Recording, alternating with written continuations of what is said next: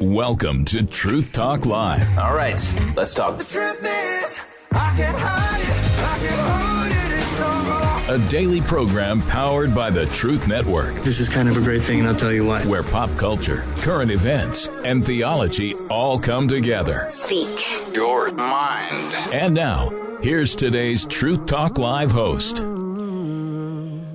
Tonight, when we all go to bed, we will be saying goodbye to the longest government shutdown in the history of our country, in that when we wake up tomorrow morning, it will be longer than it ever has been that the government's going to be shut down. We're setting a record we don't need to be setting.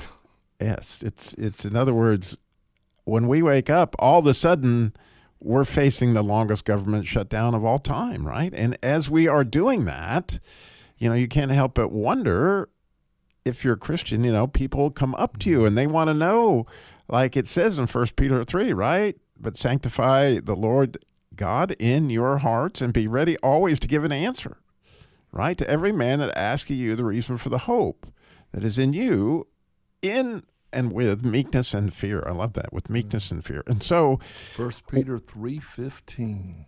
how about you? Somebody comes up to you and says, what about this government shutdown? Like, how are you praying? What should we be concerned about, Mr. Christian, or whatever it is that however they might be asking you? Because there's so many issues in hand in this. And so we would love to just have a frank discussion, because I can see where people would come down in all sorts of different angles on this. 866-348-7884, 866-348-7884. I mean, it's a real opportunity to have compassion, especially for widows and orphans, as it would say in James, right? Dr. Date the Word will... Yeah, James 1:27. Pure and undefiled religion before God and the Father is this, to visit orphans and widows in their trouble. And we're hearing about people now not getting their food stamps. They're not being able to have the basic necessities met. And Robbie, you'll know this, but for our listeners, that word visit, episkopos, it's the idea of a scope, to see that which is at a distance up close, a microscope, a telescope, a scope you use on a gun. And as we've been thinking about what is going on, as we thought the government would be reopened by this time, and we're hearing people in great need, the Christian, the church, eyes wide open. Who out there needs help? We need to be seeing those needs up close and then meeting those needs. What a great opportunity. Right. And we would love to know your thoughts. 866-348-7884. If somebody walks up to you, I bet you want to be helpful. You want to give some hope. You want to have some answers about, how you feel about things. 866-348-7884. I can clearly see that some of us are feeling like, man, they're holding us hostage. There's a lot of stuff in these bills that I guess today was the 14th attempt the Senate has made to try to get this thing passed, and once again torn down because there's things in there are not righteous. Yeah. And so we got a verse for that too, right, Doc? Well, we sure do. When you come to Proverbs chapter 11, verse 10, when it goes well with the righteous, the city rejoices. And when the wicked perish, there is shouts of gladness, and righteousness exalts a nation. And right now, we do believe that there are people in power. Mike Johnson, as a believer, Speaker of the House, you've got others who are looking to make sure that the taxpayers' money is being spent on things that are righteous. And we've learned a lot of things over the past few years. Just unbelievable research for transgender and for homosexual causes that just isn't proper. Righteousness exalts a nation. So right now, there's a lot of debate going on on whether we should have our government open so that these projects can keep going forward. I'm wondering what our listeners think. Yes, and it is election day, right? Yes. And so that's one of the things, clearly, we can still have time to get out and vote, right? Yes. Is one of the gifts that we were given is the ability to vote for, where we feel like this is important. Today is what we would call an off-year election, but Virginia, there's a governor's race that's very, very important. New Jersey, very, very important. New York City is electing a new mayor, and tomorrow's landscape may look really, really different after tonight's results come in. I've always been a proponent of utilize your right to vote. We are privileged people. I've been in Soviet Union. I've been in communist China, and they may give a semblance of someone getting to vote. They don't get to vote. You're under a dictatorship. We are not. We are a republic, and you get to vote. And Robby, every year it's marked on my calendar. Now we don't have anything where we're at right now to be voting on, but in Virginia, where I'm from, again, New Jersey, I think there's some things going on in California that's important.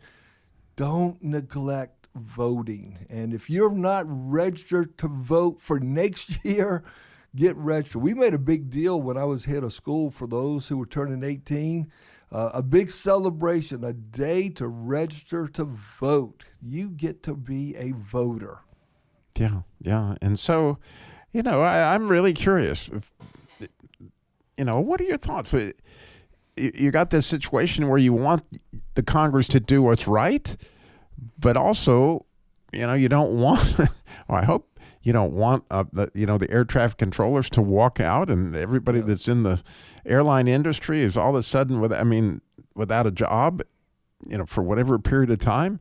A lot of families hurting, and all these different issues are all at hand.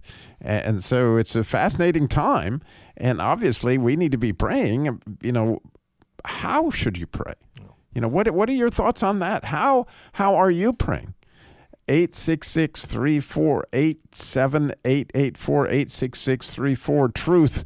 Again, your thoughts, maybe something you've heard or something you've seen that would give us all hope. We would love to hear it, believe me, because it's a gridlock. We're hitting the record. We're in the record. We're going in the record books tonight. Longest shutdown ever. But that also lets us know something. Our government has sustained long periods of shutdowns. How much longer can this one go? I don't know. But I do know we are commanded, not given a suggestion, Robby. We are given a command to pray for those in authority. And I go by the guide that Solomon said, God, give me wisdom. And so for anybody in leadership, it's got to be, Lord, we need wisdom. Lord, give them wisdom. Help them to see things that impact the future. Leaders create the future, doing what's best for others. Right. And another thing, fascinatingly, as I think about it, is grace. Right? What we need from all sorts of different angles is grace, right? We need, for those that are trying to do what's right, to find favor with those that are standing on the edge, right? That clearly a few votes this way, that way. There's people on the edge that don't know exactly, where to stand. And it is a matter of favor. It's a matter of grace. It's a matter of having God with you, the Spirit, right? Yes. And so prayer is completely, if there's one thing I know of, that's one thing that we can clearly do. We got Jamal calling in.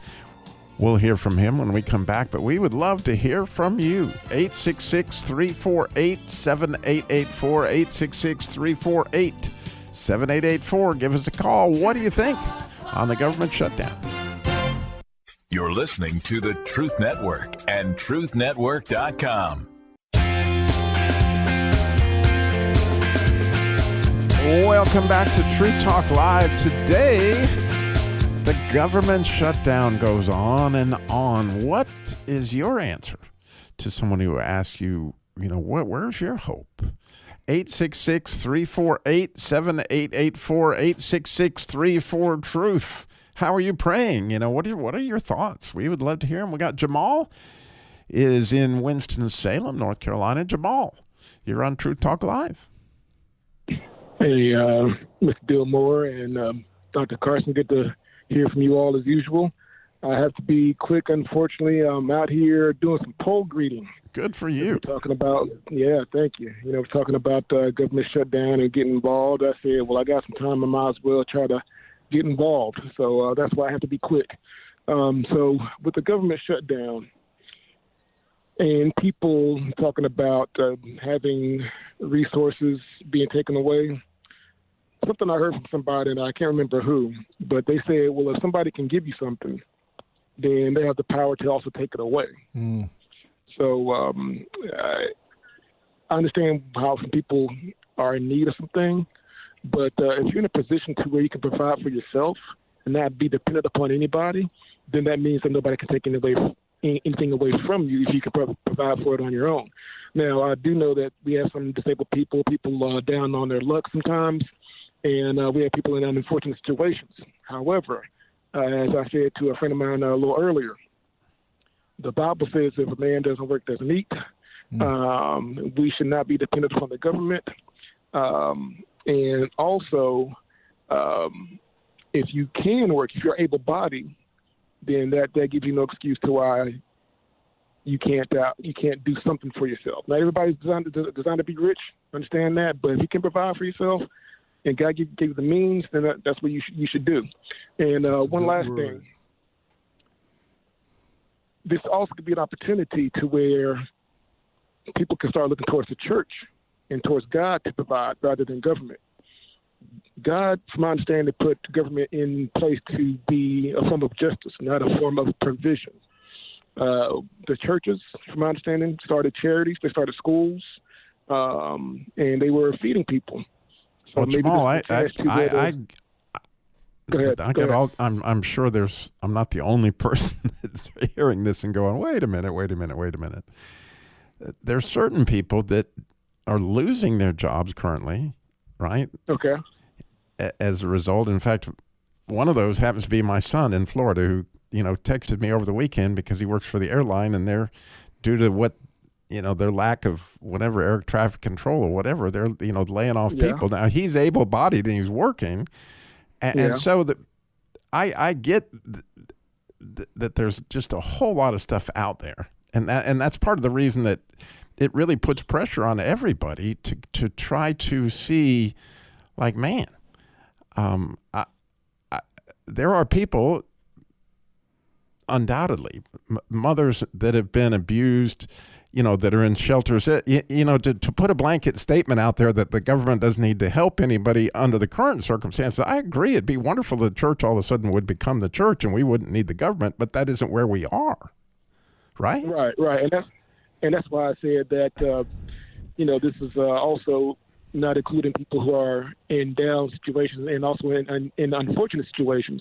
But I did not talk about people who are, government workers. So that is, good to bring up, like, guys like your son. And I don't know every situation, but I think that to attack things or look at things biblically is the best way to go. So for, so what's a biblical answer for people like your son who have government jobs? Just off the top, I can't think of a good answer, but I would rather ask and pray and ask God, what is he going to provide? Because his word does not come back void. And he owns the cattle on 1,000 hills and all that. So God is a provider. So maybe this is the thing to where something else could be provided. It's a bad situation to where people are in this situation. But no, I'm with you, Jamal, and Dr. Carson added something. I see everything you're saying.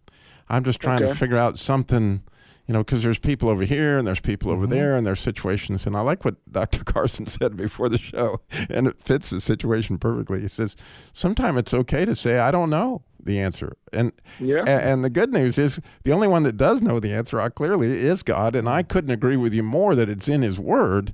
And if there was ever a situation like, man, we got to be praying, but we also got to have compassion. And we got to be seen as the people who really, really care, again, to the point that we give to somebody that's in need and be the church. I couldn't agree with you more on that, Jamal. And I love where you're coming from. I want to, that Jesus Labor Love helps single moms, widows, and families in crisis every single week. There you go. Yeah. And I'm so grateful that God has put us in that position. But I also know that some of those poor ladies that have been abused by their husbands, et cetera, that, man, if there weren't some other programs to help them, I don't know, man. But it is a call for the church to be what the church is supposed to be. I agree. Because there is a component of the church can then bring about what's called accountability. When Paul writes to the church there with Timothy in 1 Timothy 5, he didn't say that every widow is supposed to be helped by the church. Just because you're a widow doesn't mean the church is going to take care of you. Right. There were certain guidelines in place before that widow could get the help from the church that she needed. If the family could do it, then the family should be doing it. We've also got a lot of families right now that are not stepping up, taking care of their family members because of their own greed. I'm going to preach it a little bit here, but that's good. Well, but then there's the others again. Well, no, I'm with you. I see a person who all of a sudden has had an accident. There was a man in our neighborhood. He got hurt on the job. And all of a sudden, he could not get his wood in. And so we came together every year about this time to go and help. And then came a point when he died, he's got a widow. Okay, we drive by her woodshed. It's not filled. Okay, guys, hey, wait a minute. We hadn't got together yet. It was looking in, that word visit. To visit is to see the need and meet the need, not just... okay, it's there. And we went and cut wood for her to help make sure she had wood for the winter. Which is what you're doing really right now, Jamal, out there at the pole, right? Yep. And since you gave me a chance to jump in, I'm going to jump in and say good topic. And thanks for allowing me to talk. And take care and God bless. Thanks, you, Jamal. And thank you for your service. My mom was a pole worker. Yeah, that's awesome. God bless. Jamal, we got Buxman is in Dayton, Ohio. Buxman, this is a definitely complicated issue here. I actually got some good answers, I think, and I absolutely adore Jamal. I agree with everything that dear man said.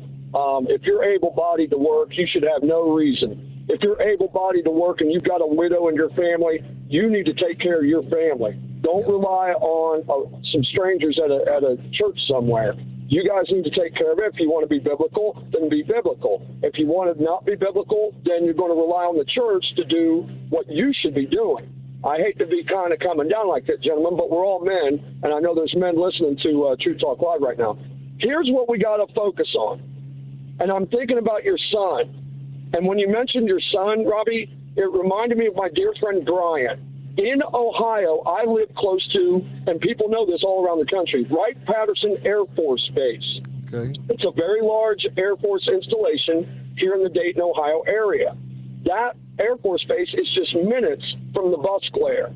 So my friend, his name's Brian, he called me the other day, Dr. Carson and Robby, and said, hey, you're not going to believe this, Busman. I said, what's going on, Brian? He goes, there's no heat at the office. I said, excuse me, what did you just say? Now, he works on base. He works on base. Oh, wow. Hang on, Buxman. I hate we got to go to a break because this sounds fascinating. But meanwhile, if you've got something you want to say, you want to add to the equation, please do. It's completely open. 866-348-7884. We're going to hear more on this when we come back. 866-348-7884. Give us a call. You're listening to the Truth Network and truthnetwork.com. Welcome back to Truth Talk Live. Today, as we enter what is becoming the longest shutdown in American history of the government, and all sorts of issues arise, what say you to somebody who's looking for hope, right? Somebody that's looking for, like, man, what would be a good solution, under their circumstances, whatever they may be. And of course, they vary from people that are wanting to make sure that something happens that's righteous. We're not paying for stuff that we shouldn't be paying for, and there's things that need to be done for those who really can't take care of themselves. But then there's people that are being funded that could take care of themselves, or the church should take care of all those sorts of interesting things. So when we left our hero Buxman, he was sharing about the heat not being on at the Air Force Base. Yes. Do you still have me there, Robbie? I do, and I'm excited to hear what goes on there. Yes. So I talked to and he's been working for the base for quite some time as a civilian. Now he's a retired Air Force, so he's no longer commissioned by the Air Force, and he works as a civilian. And he and his colleagues showed up to work, and this was about 2 weeks ago. And he called me. He said, "Buxman," he says, "there's no heat in my office. I'm going home." And he was very upset. And this man is a diligent Christian man. I mean, he's a solid Christian man. And he hated the fact that he had to leave work. But rest assured, guys, he is able to do his job from his home office as well. So it's actually Doge. Remember when Elon Musk was in power? Yeah, he was the vice president, not J.D. Vance for a little while. Yeah, I'm going to say that. Anyway, when he told everybody you got to come back to the buildings, well, Brian had to go back to the building. But he was doing fine just working from home, and he was diligent, and he was trustworthy. He was not, sucking off the teat, if you will, of the government like people like to say. He was actually working. And so he tells me, he says, "Buxman, there's no heat. I'm going home." I said, "Brian, do you think it's because of the shutdown?" And he got quiet. He goes, "Can't prove it, Buxman, but if a duck smells and quacks and has white feathers and can fly and can swim in water, what would you call that animal?" I said, "I got you, bro. I got you." He says, so I called my supervisor, and the supervisor said, "Really, there's nothing, watch this, guys, there's nothing we can do. We can try to go in and turn it on manually." And Brian was not, he wasn't one of the maintenance technicians, so he was hoping that the maintenance technicians would come and do that. But there you go. So once again, I can't prove that Brian's office and his colleagues' offices were cold because of the shutdown, but boy, you know a duck, Dr. Carson, when it quacks, don't you? Oh, or do you call that a raccoon, sir? I call it a duck. I've never heard of raccoons quack and whack. Well, obviously, anyway, there's pressures all over the place, and this is the perfect time for us to share light in the darkness, right? You got it. Now, that's exactly right, Robbie. Brother Robbie's got this right. So this is what I do. I try, and I teach my own 2 children this. I tell them, solve the problem. And I give them ample amount of time while I watch them working a certain thing. And I tell them, if you need father, watch this. If you need your father, you call upon me, and I will help you. Right. How's that for teaching a child? Now, I'm talking about my teenagers. They're teenagers now. How's that for teaching a child in the way that they should go so that when they're old, they will not depart? So when they get to be adult children, they can say, "Father God, I don't know how to solve this. Exactly. Please, I'm crying out to you," like I did my own dad. Like I did my own dad, Buxman. And he's long gone now. I can't wait to meet him in heaven with you. Hopefully my children will say that. So here's what we do. This is what we do. 2 words. Lower standards. Lower standards. We're used to $150,000 a year. We're used to $120,000 a year. Since we're not working right now, go ahead and apply at a restaurant. Go ahead and apply at a local Walmart until you're refurbished back in your government position. You're not talking about lowering standards for the government's point of view. You're talking about the people that are out of work that need a job. Correct. We lower our standards, and then the church swoops in with all of their money that they have in their coffers, and they say, you know what, we're going to put our building plan on hold. Our family needs the money. They are part of the stakeholders in this church money anyway. They've been faithfully tithing for 20 million years, however long that family's been going there. I use that as a hyperbole to give you the idea. I get it.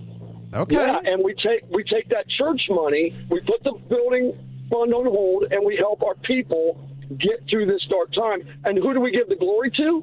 God, not the government. So we lower our standards, and we ask the church, hey, we need help. And, hey, church people who work for a salary for your church, why don't you cut off 5%, 10% of what you're taking in from the tithe money and give that to your congregation? There's an idea. There you go. Take a little bit of a hit until our people are back to work. Well, that's how we all help one another. Buxman, thank you again, as always. Love you guys. Love you too. Talk to you soon. Bye-bye. All right, we got Chuck is in Greenville, Ohio. Chuck, so grateful for your call today. And by the way, if you have a word for us, we would love to hear it. 866-348-7884. Thanks for holding on, Chuck. What say you? Okay. Excuse me.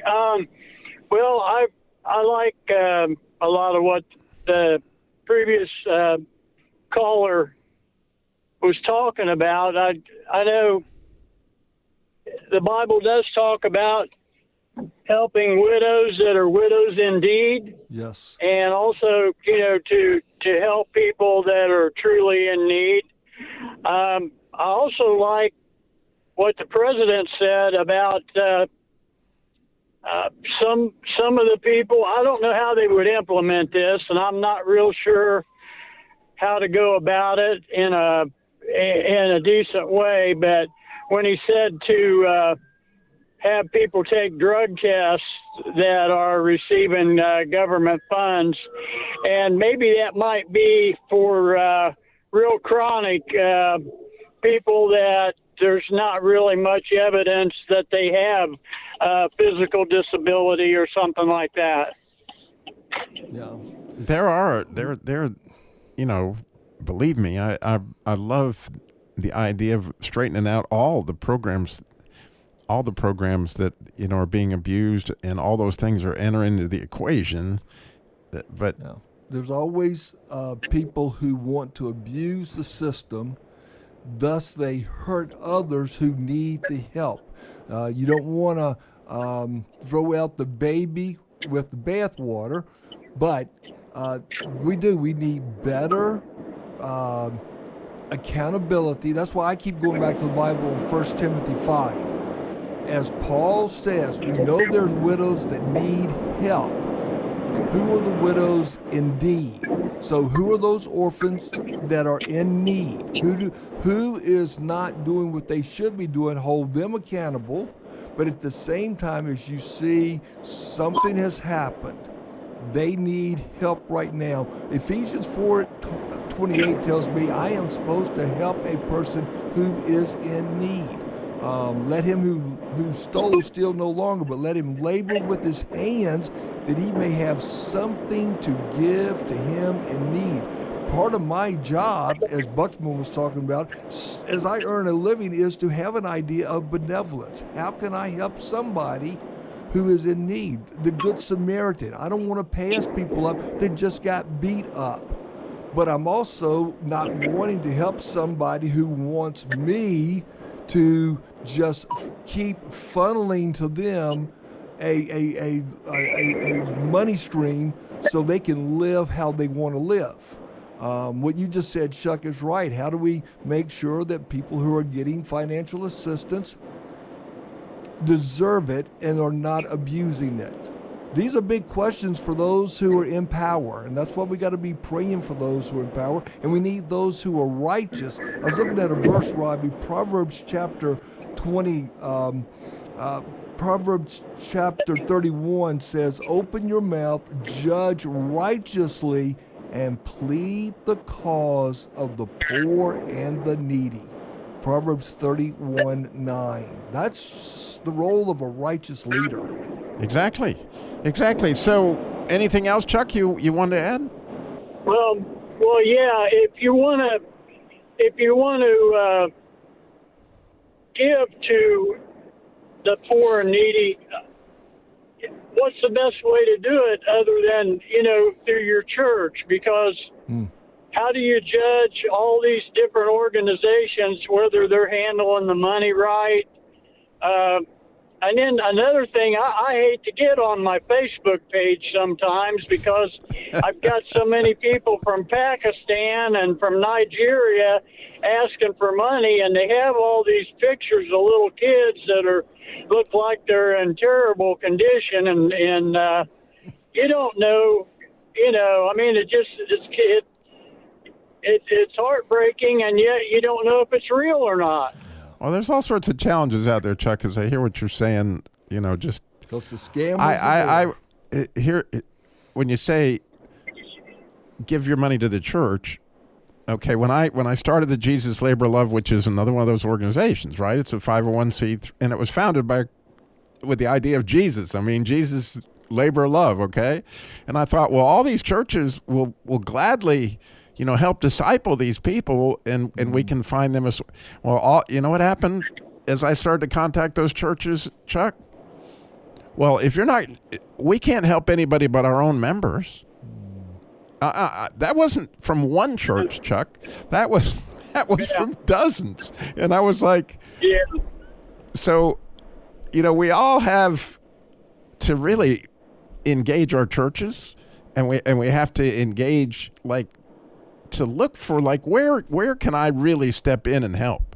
Where can I really find out what's going on and help? But there is no a simple blanket answer, I'm afraid. It's just it is just like what it says. And Peter, from my standpoint, it's a fear and trembling issue. Like, God, help me discern what is right. Is this a real need? One thing we know for sure, Chuck, is we got to pray, right? Yeah. There's a gospel mission in Dayton that it's real. They're like 100 years old, and that's all they do is help street people, help people in need, and I don't know as much about it now here recently, but they used to even let people live there and work there and be part of the ministry. Right. They had a selective process that... Chuck, I hate we got to go to a break. You're exactly right, and that's a beautiful thing that's going on there as well. We need to talk about that. Stay with us, Chuck. We'll be right back. You're listening to the Truth Network and truthnetwork.com.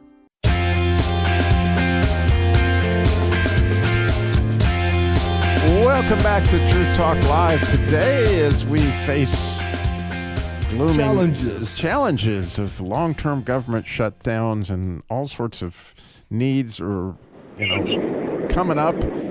How can we be a light in that world? What are our answers? What are some of the things that we can do? We've got Chuck in Greenville, and we got Mike coming up in Dayton, but we need your call, 866-348-7884, 866-34-TRUTH. So, Chuck, have you got anything else for us? Well, I'm praying that New York doesn't vote in Marxist for mayor, and I know I saw a well, I guess you just call it a meme, but it was one that somebody made of Osama bin Laden, and it said, however many years it's been since 9/11, and he's sitting there with the gun that he used to carry, and it had underneath of it, "I won." If this guy gets elected, that's in New York, that's Islamic and Marxist. That the people, they say that the people, to a large extent, there's a lot of the people that are really for him. Well, that undoubtedly a play out. The good news, Chuck, is I do know who won. In other words, we win, man. I mean, any meme in the world. Yeah. Jesus wins. All things work together at some level for that. But, again, we can just pray for New York, like you said, and light what candles we can. And it reminds us that in this republic, there's a component of democracy, and we do have the right to vote, but there are a lot of people who are not voting. And we also have the right to, as we're doing right now, this free way of having a conversation to get ideas out there and let people think about it. Socialism is mutually shared poverty, but people don't always understand that until they start experiencing socialism. Hopefully through this, Americans will learn a lot more about what the Bible teaches, that good day's labor brings about a reward. Exactly. Thank you, Chuck. That was awesome. I appreciate your call so very much. God bless you, my friend. Thank you. God bless you. All right. You're welcome. Bye-bye. All right. How about you? 866-348-7884. 866-348-7884. We got Mike is in Dayton, Ohio. Mike, what say you? I know you're always lighting a bunch of candles. I'm very interested in the candles that you light.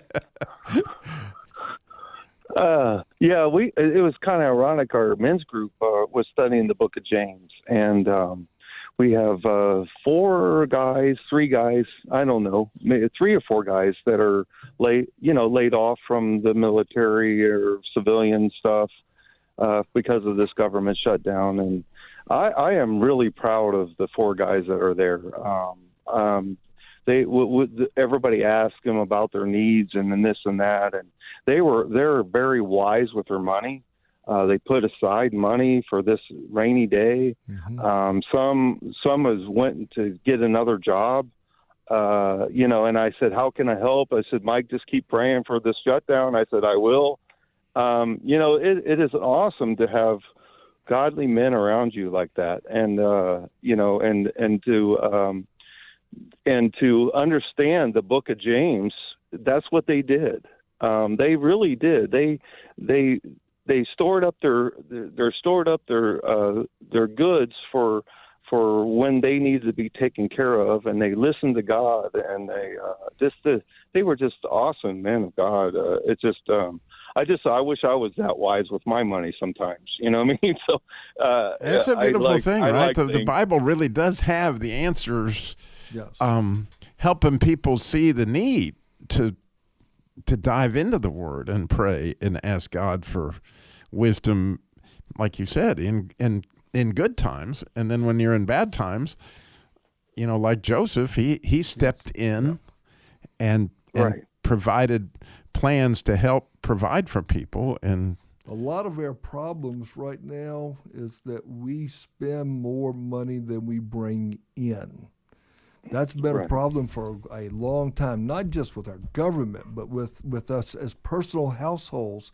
And my grandmother was a very frugal, if you will, and she taught these principles of you have to be ready for a rainy day. Do not spend all of your money. She taught me the 10-10-80 principle. Have you ever heard of the 10-10-80 principle? You give the first dime to God, you then save the next dime, and then you live off of the 80 cent left over. And what I tried to do with our family was we're going to do 10, 10, and 75. And that other 5% then would literally be put into that bucket for the rainy day, because bad things do happen. The furnace is going to all of a sudden not work. The washing machine's going to have to be replaced. So how do you plan for those kind of things? And good financial stewardship will help a lot of people if they'll be saving money and have it ready for those bad days. Right. When you find the good times. And so, go ahead, Mike. I wouldn't say that, I was horrible at my finances, but I was just really proud of theirs. Oh, yeah, I get it. And it is wonderful to see, godly men in a crisis like that. And what would they, from your standpoint, how would they respond to somebody who didn't? Well, they were willing to, we're having this for this Christmas. We're giving needy families things, our church is, for this, and they're giving to that. They're talking about it. They're looking forward to be, and we're getting the Bengals over from some Bengal guys that come into our church to help with the families. It's so cool that our church is doing stuff like this. Now, and, Mike, we are a national show, so you're going to have to help out some people on Bengals. Now, what Bengals are you talking about? Robby doesn't know about these Bengals. Oh, yeah, I'm sorry. Are you talking about the Cincinnati Bengals? The Cincinnati Bengals, okay. I don't know if it's a defense or offense, but hopefully it's their offense. But anyways, now I'm more confused than ever. You're getting over some football players. Football players from Cincinnati coming your way to Dayton, and they're going to be helping out. Okay. Helping out the people that are in need and during this Christmas. And it's so awesome that our churches have men that are just putting hours and time and effort and all this into it is. It's just they inspire me. You know what I mean? And I think that's how you renew yourself, by being around people that inspire you. You know what I mean? So that's very important as a Christian, to be around men and women that just lift you up and make you, push you harder into Christ. You know what I mean? Paul himself is telling you too. Yeah. In Romans 12, he begins, after offering your body as living sacrifices, to go on and tell them by the grace that was given to him. And it's telling you that he had tremendous grace. And so, he was loving on these people, showing them the ways to get grace, to use their gifts. Right? Which is kind of where we all are right now. Like, we all have gifts to share. They may be financial. They may be the ability to help fix a car. They may be whatever gift that you have. It was given by grace. And so with grace, we get a chance to find somebody to help, and just like your friends are doing, or just like the Bengals are doing, even though they're, an inferior team. No, I'm just kidding. Because a Panther, up against a Bengal, it just doesn't go well. Yeah. Right. Well, I'm just kidding. These Panthers, I could. No, but you know what I'm saying. In other words, here these guys are, right? They're using the gifts that they have in their platform as a Bengal to come in there, and there's Panthers that do that as well. But each believer has different gifts. Manifold grace has been given to us, 1 Peter 4:10, to minister to one another. Right. And the way that ministry takes place is in so many different ways. Right. And that, to me, as I think of that, if we really, ask ourselves, where can I help? What can I do? Yes. Obviously, I can pray. Obviously, I can look for situations like these guys are doing, Mike, and kind of that's where we are. But also, to vote and to speak biblical truth. Yeah. As we've heard from so many wonderful callers today, that those things are important to understand. This is wisdom. The Bible has much to say about government leadership. Right, exactly. It's worth studying. Yeah, it's an awesome opportunity, and I'm so grateful for your call today, Mike, as always. You're welcome. And I hope you guys have a spectacular Wednesday to go be at your church or whatever you guys do on Wednesday down there. Are you going to meet with them tomorrow? Yeah, we met last night, and we have small groups, and so they're all through the week. I go to 2 or 3 of them, so they're awesome. That is awesome. Well, Doc, I'll give you the last word. Well, I just wanted to say go Bucks because I was at the Buckeye game on Saturday, and another inferior team. I can't believe that. No, but pray for our nation. Pray for our leaders. Have you not heard? I-O. Talk Live.